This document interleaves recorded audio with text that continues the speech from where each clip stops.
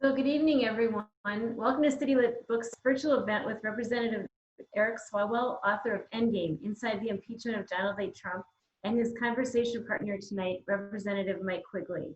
Representative Swalwell grew up in California's East Bay, and after earning undergraduate and law degrees at the University of Maryland, he served as prosecutor in the Alameda District Attorney's Office. Elected to Congress in 2012 to represent the East Bay, he is now in his fourth term and serves on the House Permanent Select Committee on Intelligence and the House Judiciary Committee. Congressman Mike Quigley has represented the 5th Congressional District since 2009. A former Cook County Commissioner, he serves on the House Permanent Select Committee on Intelligence and the House Committee on Appropriations. He is also a co-founder and co-chair of the Bipartisan Congressional Transparency Caucus and vice chair of the LGBT Equality Caucus. We are just thrilled to have both of you here tonight. I turn it over to you for conversation. Well, thank you, Teresa. Thank you, City Lit, and thank you to all of your customers who are watching now or will watch when this is put up. Thank you, Quig, for joining me. You know, I have enjoyed sitting next to you on the Intelligence Committee for the last, going on, 6 years that we've both been on it, and doing an event in Chicago. Couldn't think of a better moderator to recall to peel off the Band-Aid and reopen the experience of impeaching the president. And so thank you for being our moderator. Glad to be here. I want to thank Teresa for hosting, and our friends at City Lit and the community organization that's with us. It was an honor and a pleasure to serve with very strong, smart, thoughtful, brave people in Congress who spoke truth to power. This was not easy, despite what others might think, but I can't think of anyone I would have rather sat through all this with than Eric. He was extraordinarily well trained for this. Met it head on. He was smart and prepared and performed as well as anyone in this process. History will, I think, treat him very, very well in one of the early chapters of his life. There'll be more, although let's pray to God there's no more impeachment chapters in anybody's life as we go forward. There was a lot of humor as well. Dark and otherwise. In reading through the book, it did bring up some wounds. And before we started, I said 2 words came to mind: too soon for some of it. Sorry to do that to you. Yeah, it motivates me for November. It makes me think about what's important. I lived through Watergate. Never imagined that I would experience what Eric and I experienced here. But I think hope's the most important thing we have. And in the final analysis, I think that the real judge and jury here were the American people. And that while the president wasn't removed from office by the Senate, he will forever be impeached, and the American people haven't forgotten what they've learned and what's taken place subsequently.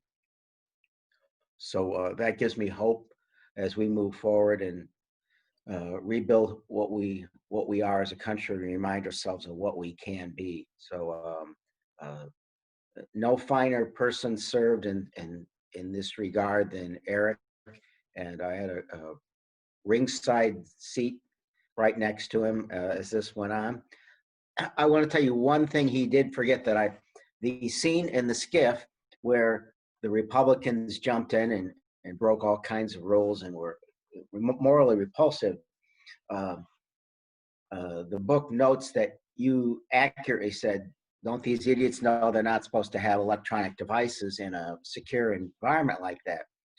But my best line of this entire proceeding was, one of them screamed out, is this the dark state? And I said, oh no, that's across the hall. and one of them was screaming. I offered them a Snickers. You did. Yeah, that's There- absolutely right. So there was some positive side to this, but I encourage everyone to read and share this book as much as possible. And Eric, fire away.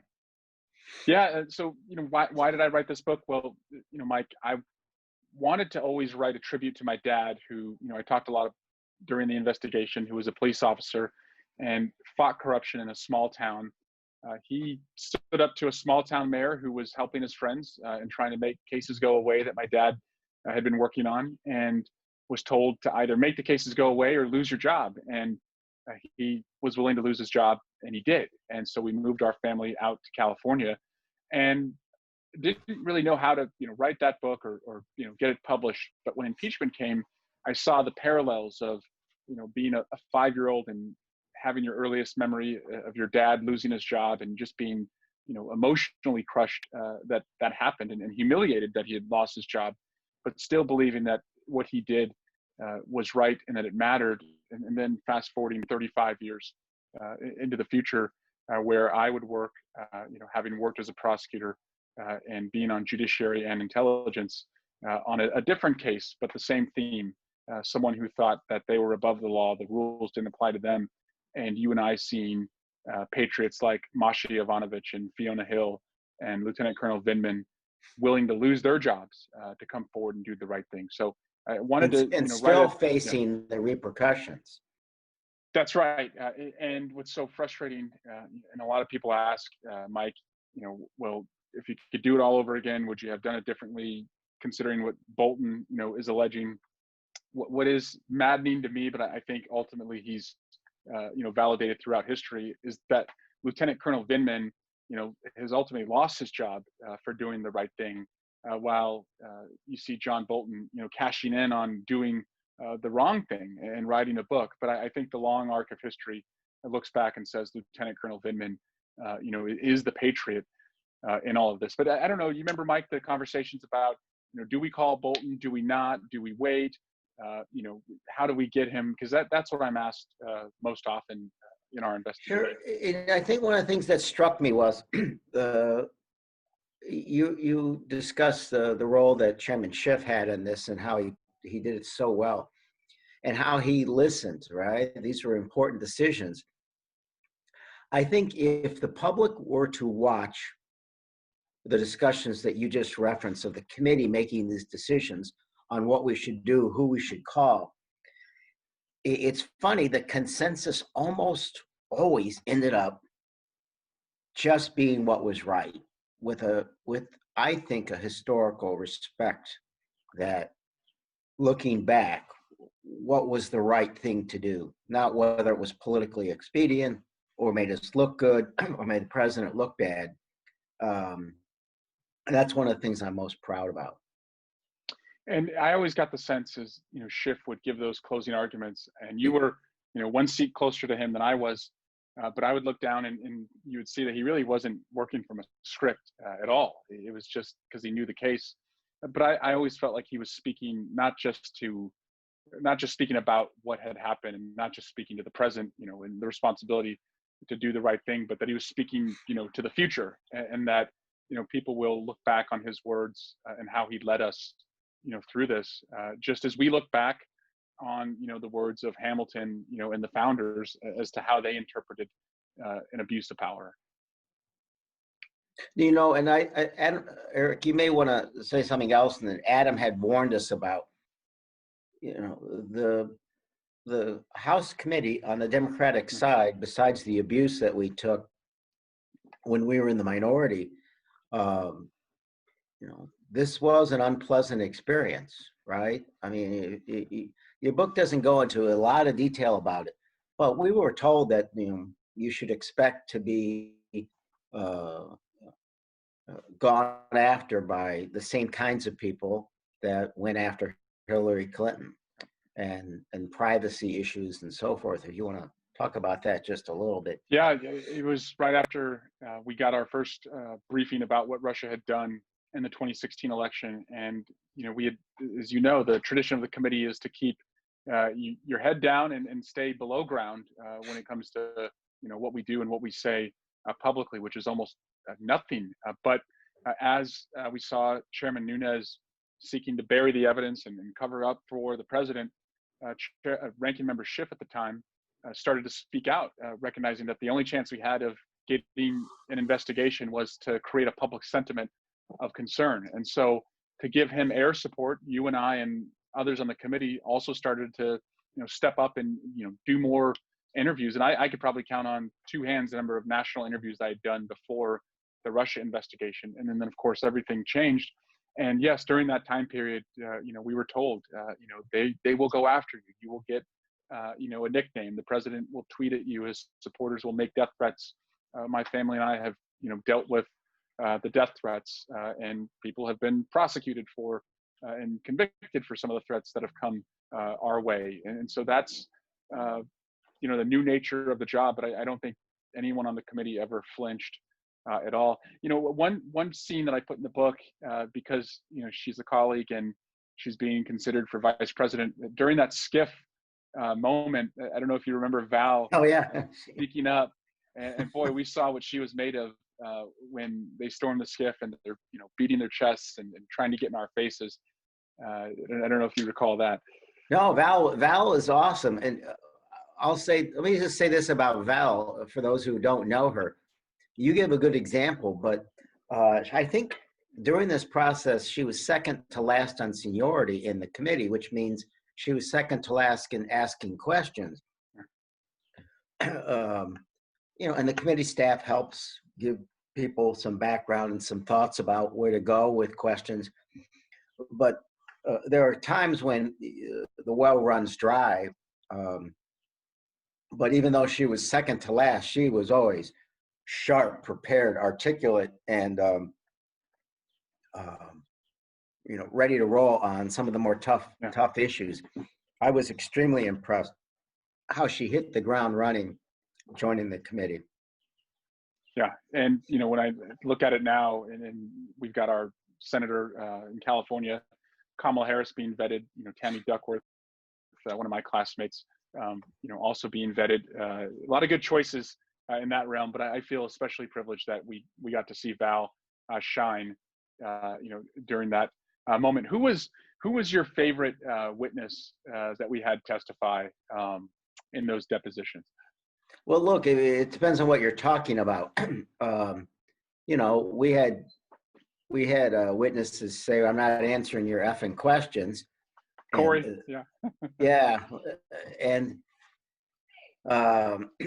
there were those. I thought for theatrics alone, Stone was the most. Yeah. Only Roger Stone could play Roger Stone if they do a movie, and since he's not going to do jail time now, I suspect he'll be available to. Because how are you going to have someone take that role? I remember, and I laid out, Quig, and you referenced it with the Stone interview. I think you had gone, because in the book I described that Schiff was so good about just passing around the sign-up sheet, and you'd have Don Jr. and Roger Stone and Hope Hicks, and we all worked together on who would take which one. And Stone was the one that I was just eager to take, because I dealt with witnesses like him before in my career as a prosecutor. But yeah, I practiced a lot for that questioning, and I knew he had also tweeted at me and had gone on radio shows before the interview saying if we're in the same room together, he was going to punch me in the face. And so my goal was to just be disarming and give him what he least expected, which was a compliment. And so I started the first 8 or 9 questions was essentially laying the foundation that he and Trump were really close. They were friends. They trusted each other. They liked each other. And he wanted Trump to always run for president. Finally, he did. And congratulations, Mr. Stone. One of your best friends is president. And he just kind of sat back, expecting me to come at his throat. And as you know, Quig, your goal as a lawyer is to always have the witness talking. That's better than them shutting down or, being confrontational or combative. Yeah, and I encourage people to read that transcript. That was our duo. if I learned anything in a couple hundred trials and motions is to your point, you get people conversation, we get them relaxed, they let their guard down a little bit. But before that transcript, Chairman Schiff, Adam said, you know, what's your strategy? How you going at it? I said, I'm going to let his ego take him where he doesn't want to go. And I think that ultimately was, you know, his biggest problem. But, you know, it's a tie for first, and those that like Colonel Vindman and Yovanovitch and others who just showed so much courage. And the other thing that struck me about those witnesses and several others who were in the Obama administration, you might want to touch on this. These were extremely sharp, talented people. And the Republican questioning of them attempted to get them to slip up or something. It wasn't going to happen. I mean, they were And dynamic. then the next day, and what was so funny was you would have, you know, someone as experienced as, you know, Susan Rice or the former ambassador to the United Nations. And, you know, they would come in, they were serious, competent. I think Ben Rhodes was one of the witnesses, you know, they serious, competent witnesses. And then the next day it would be Roger Stone or Corey Lewandowski. And you just had this, you know, crisp, clear contrast of the Obama administration and then just the circus that had been brought. The evasive, mean-spirited quality that many had. And you knew they were lying to you, or they would rely when we were in the minority on the chairman not forcing them to answer questions. And I guess bottom line, if people watched this, they would have been really angry. Yeah. This would have been maddeningly frustrating. Yeah. You would assume that these people would have had to answer. Bottom line is, the reason we didn't get a lot more information is people refused to testify, or they lied, or they just refused answers, and we didn't have any recourse. Now, Kushner was one of those.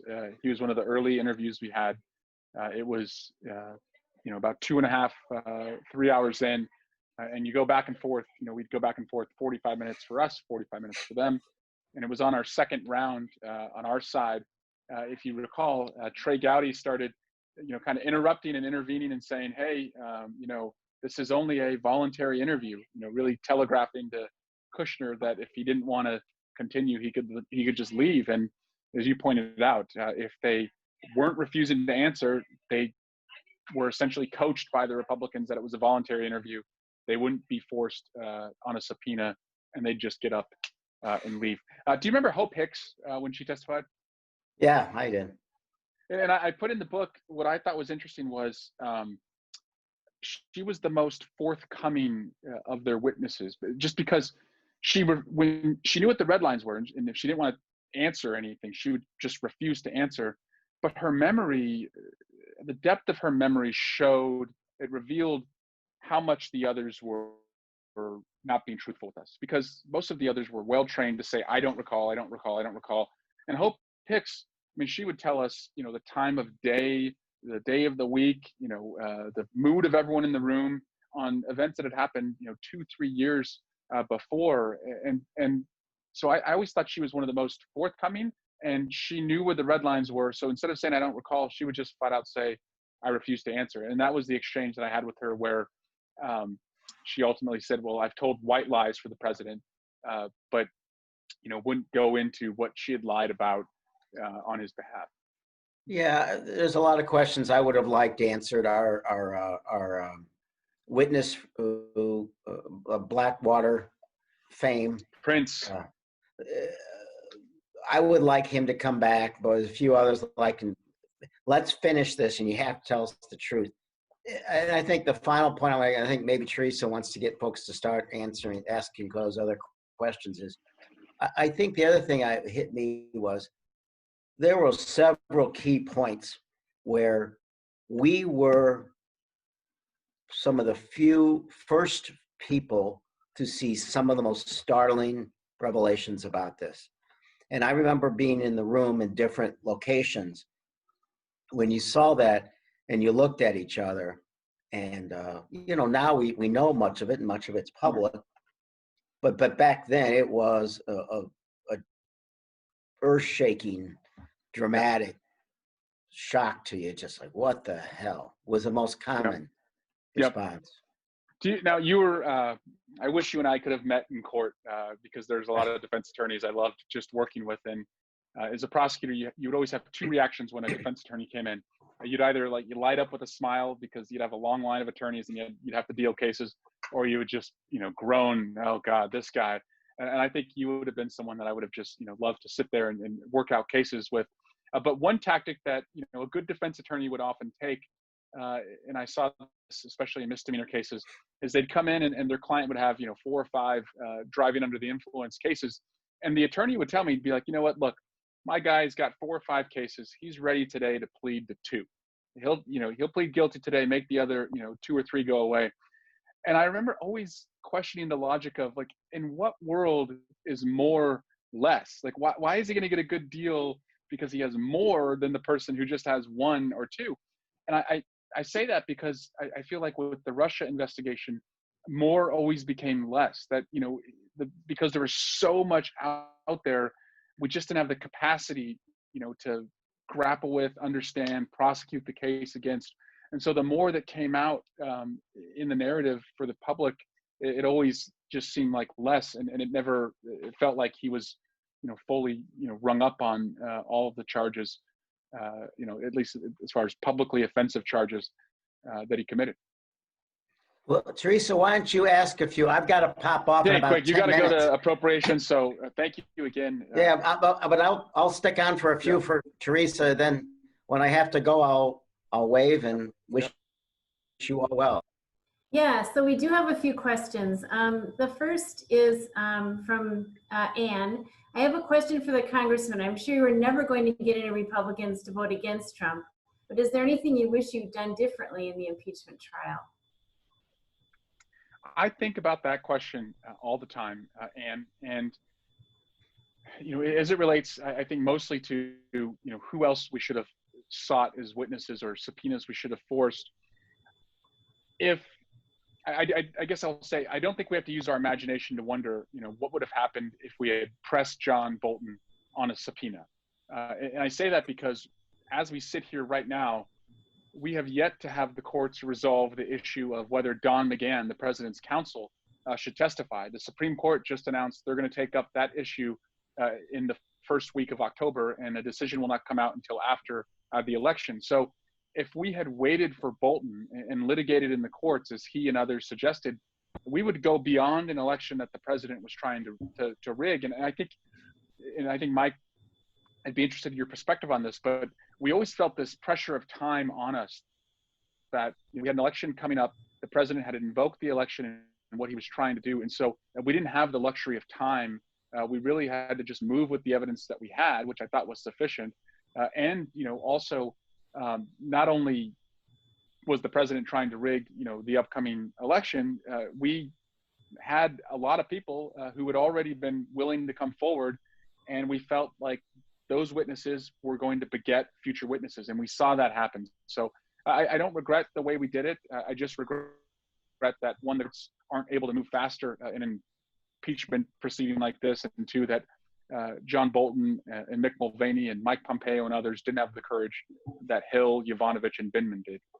And look, I think the public really underestimated. They really didn't know how much our hands were tied. Obviously, up until we took control of the House, we didn't decide who got subpoenaed at all or who came, and they certainly didn't press. It made it extremely difficult. We didn't have a judge in the courtroom to give us half a shot on all that. So given those circumstances, it's tough. And had we known that the Mueller investigation was not to much extent at all, to any extent, following the money, I wish we could have pushed along more of that. I mean, I went to Cyprus 2 years ago to investigate money laundering for a reason. But as Eric said, we still don't have that information about Deutsche And Bank. Mike, I would say, wouldn't you agree that the biggest assumption we had made where we ended up being wrong was during the Mueller investigation, when we were in the minority and we didn't have subpoena power, we had believed two things. One, that he would look at the money, and two, that he would press the president for, to interview him. And he did neither. And I don't want to give any moral equivalence between Mueller and Trump, because Mueller is such an honorable person. The president is not. But those were two big assumptions that we had made and had hoped would occur, and still have not. Right. Had we known that he wasn't, I think we might have publicly talked about that more. But under the circumstances, I think we did everything we could. I probably have time for one more. I apologize. Yeah. And do you think the next Congress should continue investigations into the corruption of hopefully ex-President Trump? Quig? Look, I think there's crimes that we don't even know about. Appreciate there's all these ongoing investigations that are taking place in SDNY and elsewhere. There's all these subpoenas still undone. So I think, number one, to deter future horrible behavior, we need to, because there's things we just don't know. And because this is a volcano shaking the foundations of who we are as a people, that we absolutely need to do two things: continue those investigations and to pass a bunch of laws. And Eric, you can talk about Adam has talked about some reform measures that deal with pardon power and so forth. So those are the two things I'd like to go forward with. And again, thank you, Mike, for doing this. I would recommend, if Donald Trump is not reelected, that we have an independent presidential crimes commission, because if he is going to be investigated, I want it to be legitimate, credible, and have the buy-in of the American people. And because you are still talking about an ex-president, I want to be careful that it's not perceived as just one party punishing the other party. And so to afford the president more fairness than he would afford anyone else. But I do think something like that would have to be stood up to look at what he's done, because as Mike said, there's the 10 crimes that Mueller laid out of obstruction of justice. There's still the individual one issue where Michael Cohen was prosecuted for acting on Trump's behalf, and Trump was named as individual one. There's other obstruction of justice charges that John Bolton has made in his book, that the president was seeking to help Turkey make cases in the United States go away. And as Mike said, we always felt with Ukraine, we were in a 10-story building, and we had unlocked one room of one floor and turned on the lights, and we saw all this corruption. And who knows what's going on the Saudi floor or the Russia floor or the Turkey floor. And so I imagine once he's an ex-president and people start to talk and investigations are allowed to proceed, that we probably, knowing this president, will find more. But just for the sake of legitimizing those prosecutions, I'd want them to be as independent as possible. Great job, Eric.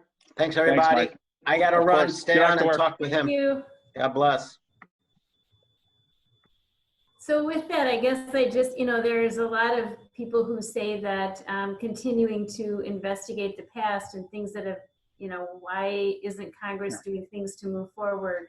How do you respond to those kinds of things, the value of continuing that kind of investigation? So we still have oversight, ability, power of the purse. We fund the president's priorities. And so we should use that leverage as we continue to conduct oversight, investigate, and authorize spending. We have the subpoena power, and we have Attorney General Barr coming to Congress in just 3 weeks. And again, publicly having him answer for so much of the corruption that I believe he's enabled is also really, really important. And so we'll continue to do, the oversight. Unfortunately, because the Senate is in the hands of a majority party that did not vote to convict the president, we have that challenge, and we have to be mindful of that. And as Mike said, I think ultimately, while the president is impeached forever, this is going to be up to the voters as to whether they want to see him removed at the ballot box. And that's on all of us. And then that was why, I wrote the book, not just as a tribute to the people who came forward, not only to condemn the people who were complicit in their silence, but also a call to action that all of us have the ability in a democracy to, provide, judgment on the president at the ballot box. What do you think? So the latest scandal with the bounties on the soldiers and kind of the lack of response or minimal response, how does that relate to what? It fits right into the pattern of somebody who puts their personal and political interests above the country's. And so, right after the president was impeached, we went into this global health crisis. And what is he doing in the early weeks of the crisis? He's telling governors that the only way to get ventilators and personal protective equipment is if you publicly praise him. And he's telling his vice president not to meet with or work with any governors that are critical of him. So that's right in line with what he was doing with President Zelensky. And if these allegations are true, and Mike and I have been briefed on the allegations around Russia, we've seen credible evidence. It's not a hoax.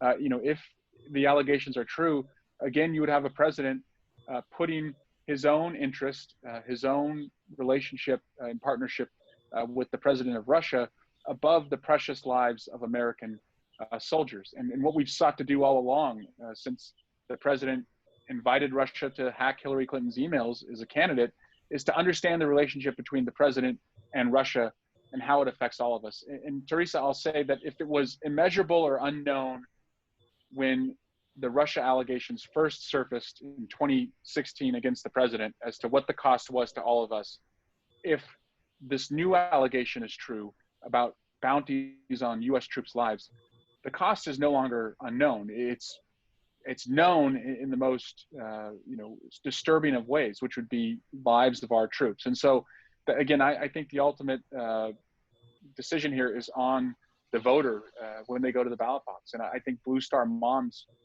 are concerned that the president has not publicly spoken up on this issue. Yeah. We started the little conversation before the event began, and you started talking about how you wrote the book, and I thought that was fascinating. Could you share that?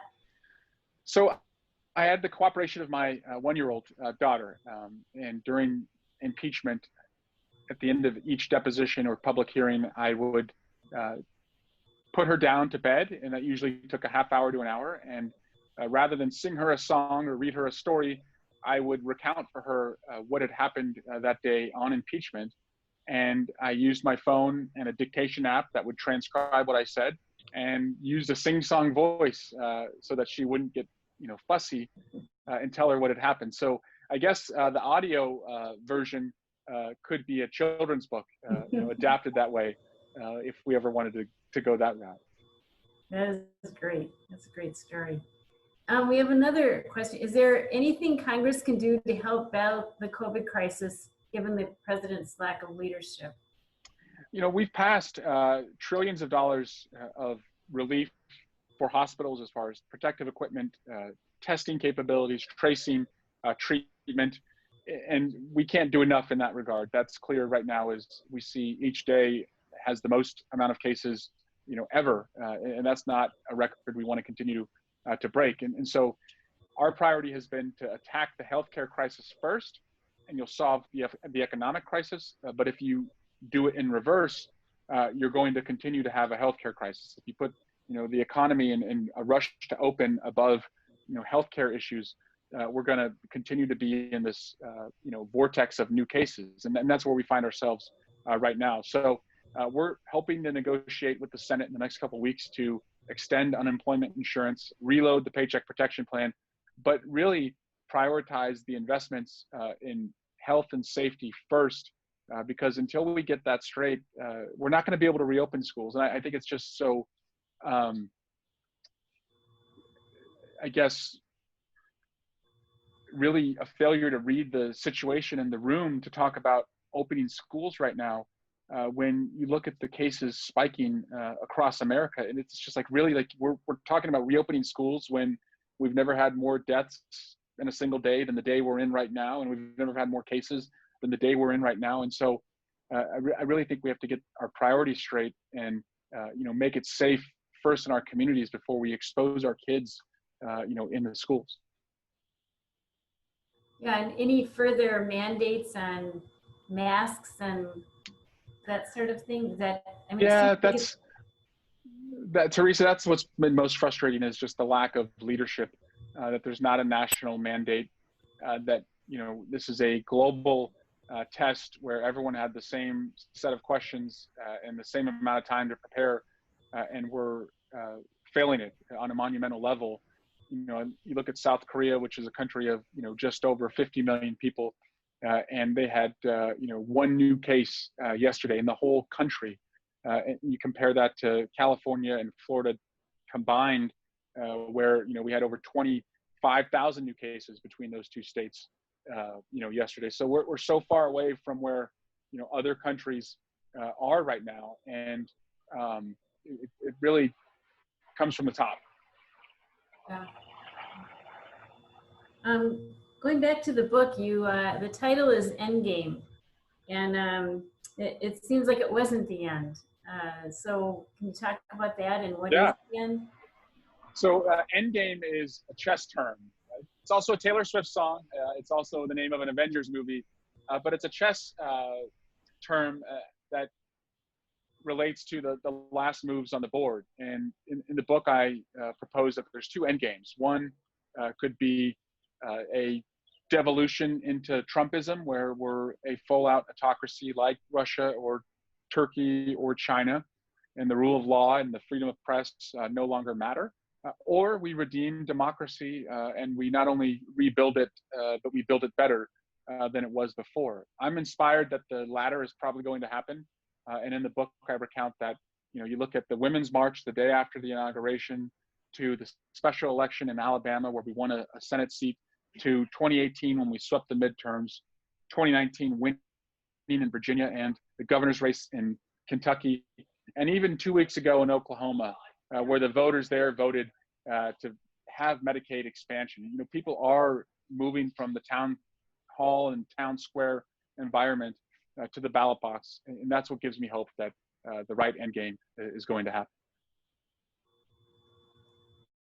Yeah, you and Congressman Quigley talked a little bit about this, just how kind of surreal and disturbing probably every day was. Is there something that stands out in particular about most disturbing, or I can't believe this is happening? Yeah, I'll focus on what I thought was the most positive day, but also had a disturbing moment. And that's when Marie Yovanovitch had testified. So Marie Yovanovitch, during her sworn public testimony, as she was testifying, the president was literally tweeting at her and trying to discredit her. And so I saw the tweet. I looked down at her at the witness table, looked at the tweet again, couldn't believe that this was happening, and then passed a note to Chairman Schiff that the president was doing this. He looked at the tweet and then had the unfortunate position of asking her about what was being tweeted by the president. And to see the look on her face where, she just herself had already faced death threats and, had lost her job, and now the president is still going at her, but she didn't flinch and was unflappable, even being attacked by the president and Republican colleagues. That was concerning, but I think the most redeeming part of that day was at the end of her testimony, and the gavel comes down, she stands up, stands tall, and walks out, and the Ways and Means Committee room erupted in applause, which was just unscripted, but I think showed that what she had done was courageous and still mattered. Wow, that is amazing. Yeah. Switching a bit from the book and just looking at kind of the things that have been happening over the last few weeks in terms of calls for defunding police and kind of changing the way, the tenor of discussion here. What are thoughts in Congress around those topics? We are seeing, right now a movement in the streets, and finally, I think, wide recognition that Black lives matter. And as the son of a cop and the brother of two cops, I've seen the best of police in our community, but I also have seen that individual and institutional tragedies persist, and unless they're addressed with legislation and changes in corporate culture and changes in our own, communities, it's only going to get worse, and we're going to lose more precious lives. And so we have an opportunity to change that. We've passed the George Floyd Justice and Policing Act in Congress, which makes sweeping reforms to policing, requiring body cameras, having police misconduct boards, national registries of police officers who have committed misconduct, and of course banning the chokehold. All that should have happened a long time ago. But it can't only be police reform. What I've learned, whether it's visiting your great city when I was a candidate for president, or just running and campaigning in cities across the country with strong Black communities, we have to invest in hope, and we have to make sure that it's schools and healthcare and paid family leave and childcare and job programs. It's not only police reform. People need hope, and they need to be invested in equally in this country.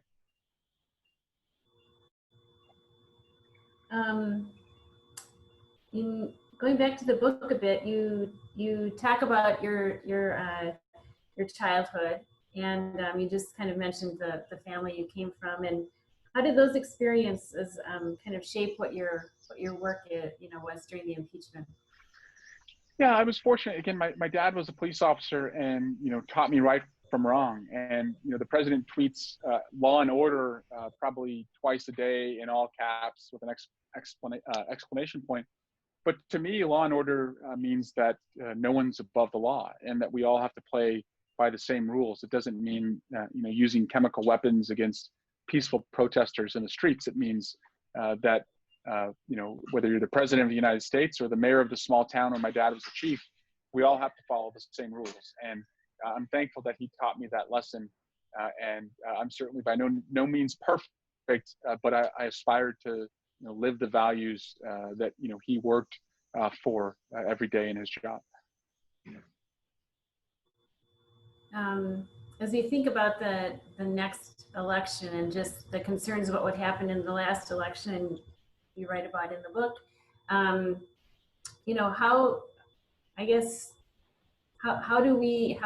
can we inspire people to vote? It's so important at this time to know that the vote will be secure. And I mean, to me, it's the most important thing, and that we can do to change what's happening.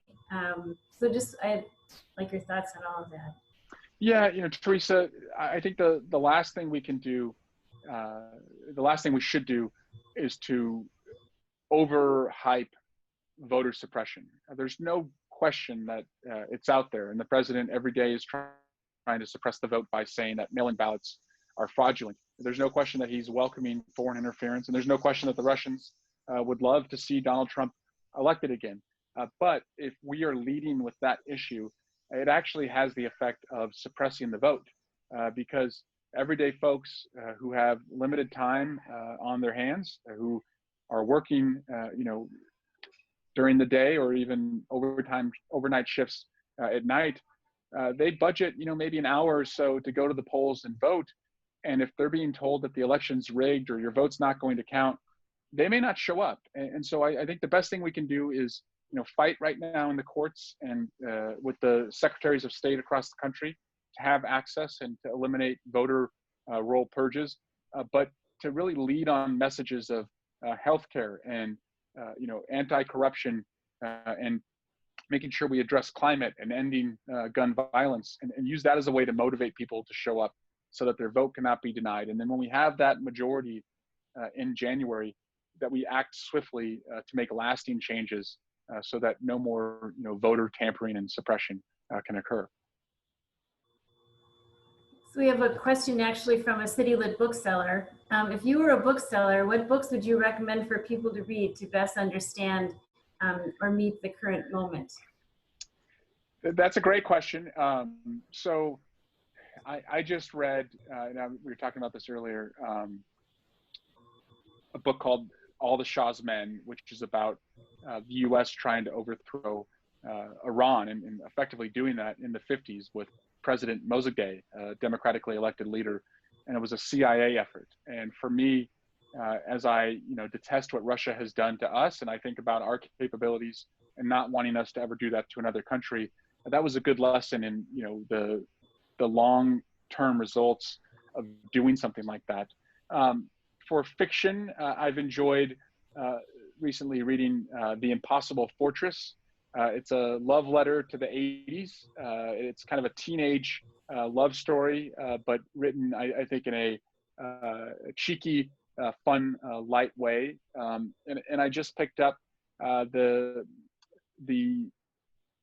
Deficit Myth, which is a book about modern monetary theory. And I just think as we look at spending in a pandemic and what we can do and what we need to do, it's an interesting take on what our resources are as a country. But yeah, and please share with me anything that I should be reading. Well, our bestsellers right now have been probably most of the things we don't usually track New York Times, but bestseller list, but we kind of have been with all of the Black voices. Yeah. So Brian Stevenson is one. I hope everyone can read his work. He spoke to our caucus during the week after George Floyd was killed, and it was very powerful to hear from him because his work has inspired a lot of the criminal justice reforms that we've put in place. Yeah, that's definitely one of the bestsellers right now. I know you have another commitment soon. Thank you so much for doing this. Again, I look forward to getting out there in person. And I just have to say, I should have said this before. You're so lucky to have Mike Quigley as your congressman. He is really one of my favorite persons in Congress.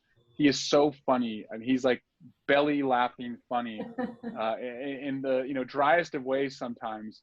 But he really has just made me laugh during some of the darkest moments, I think, in our country's democracy, sitting next to him.